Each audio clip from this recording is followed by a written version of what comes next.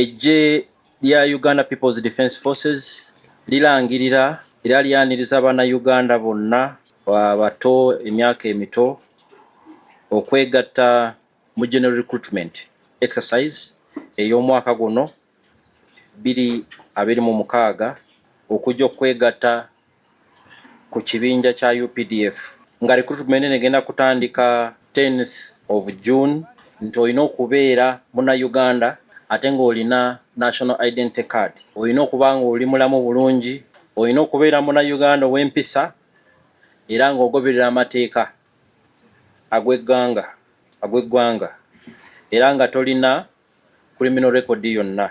Ekirala, bonna abaagala okutwegattako balina okuba nga balina ebbaluwa ezibawandiikiddwe kuva ku LC1, LC2, LC3 ne Gombolola Internal Security Officer oba District Internal Security Officer. Office ya RDC bajja kuteeka application zaabwe ku mitimbagano.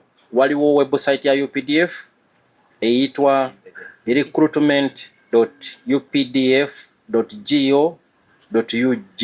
Tujja kuba tugoberera calculations eza Uganda National Population and Housing Census 2024. Kyekijja otulaga abantu bameka betujja mu buli district oba city. Abantu betwagala ku recruitinga kuwegatta ku UPDF abajja kuba balina certificates eza Uganda Certificate of Education oba O level ne Uganda Advanced Certificate of Education nga balina okuba balina emyaka 18 paka 22. Recruitment eri free of charge, tetwetaaga ssente.